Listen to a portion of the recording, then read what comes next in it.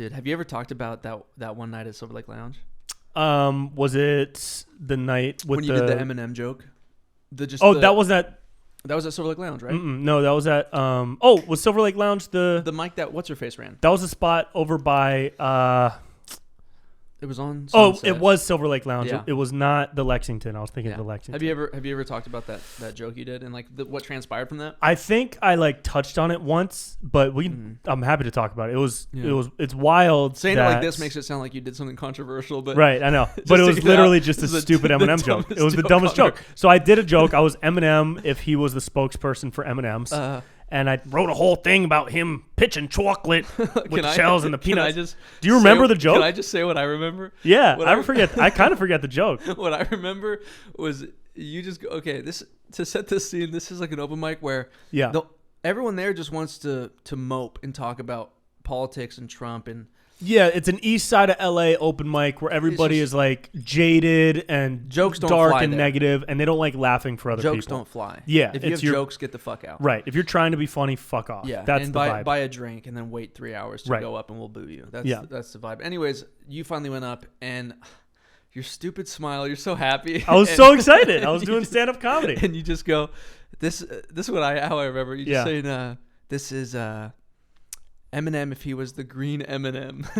And then you go, I'm an Eminem. Like like it was just that over and over again. That's what and it was. It was one of those things where, dude, like everyone was embarrassed on your behalf. Like people had their heads down. And everyone's like blushing. And, and I felt no embarrassment. And the host of the mic went on Facebook and said that she had a heart attack because of you. And she did. She said she was hospitalized. She went on Facebook. So it happened. I did my set. I probably went like 30 or 45 seconds over, which everybody does. I didn't know that. We have 3 minutes at a time. Shame on you. I remember going over a little bit. Mm-hmm. And then the next day we were at Lexington downtown, which is a different dive bar downtown. And somebody that I knew was like talking about this post like that you someone made. Someone. No, but they didn't even know it was me. Oh, yeah. So they were like, dude, did you hear about like this post about that guy from yesterday? I was like, no. Like, what? And they were like, yeah, this dude Brent. And I was like, I'm Brent. And he was like, oh, shit. And he showed me on his phone and I read the post. And it was this post from this chick who was saying this guy showed up. He did like the most cringe, like terrible Eminem impression. He ran the light. Like he was so bad. Make sure if you see this guy, you don't let him perform at your open mics because he was just so god-awful bad. Dude, many of my friends were like in that comment thread calling you a bastard and like saying like let's get him, and like it was such a mob mentality. Weird. Yeah, it was mob mentality. There were a bunch of people that commented on it. Yeah. People that I had said hi to, I wasn't like friends with, but I was acquaintances with. They knew you existed. Yeah, and they were commenting like, yeah, I saw that shit, or like, yeah, he did that at my open mic like last week. That's right. Yeah. And I was reading it, I was like, bro, it was a what? I'm trying out a new joke. Of course it's gonna be bad. I'm less than a year into doing stand-up. Yeah. You know who was actually kind of cool was Terrence Newman. Yeah. I will forever have love for Terrence Newman. I haven't talked to him in years, but his comment was something along the lines of, yo, you shouldn't be putting this out in a public post. It's an open mic. It's a blank canvas for people to try to work stuff out. You know, you don't need to call people out like this in public. You weren't dropping N-bombs and no, attacking dude, people. It was an Eminem joke, and I went 30 seconds past the light. What? It's such an insult that, like, because you knew you bombed.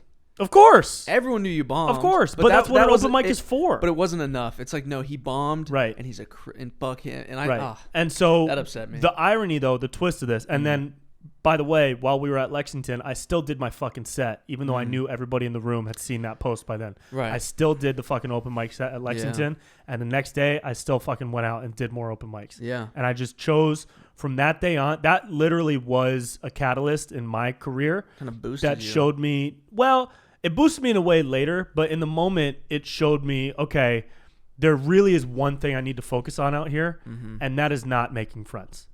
Right. That is not trying to get people to support me. It's trying to be really good at what I do and focus on the craft and getting better. And yeah, that joke sucked, but I got more. Have you decided when you're going to start doing that? I'm still working up my confidence to try and get better. 5 years but later. no, the irony is, fuck that chick, because that Eminem impression went mega viral. It was my first ever viral video. Yeah. And then that same Eminem impression in a different video is what got Nick Cannon's eyes on my stuff and ended up getting me on TV for the first time. That's how you got Wild and Off. That's how I got Wild and In, right? Oh, is it in? Yeah. So that's how I got Wild and Out, is because Nick Cannon saw the Eminem impression in a video a couple years later, because I kept doing it and I kept trying to get better. Yeah. And I kept thinking, fuck that chick and everybody in that comment section. Yeah. Because you know what? She's probably still doing open mics. And a bunch of those people in that comment section probably quit because they couldn't make it. Because all they did was sling out negativity instead of focusing on what was important, which is the craft and the will to get better.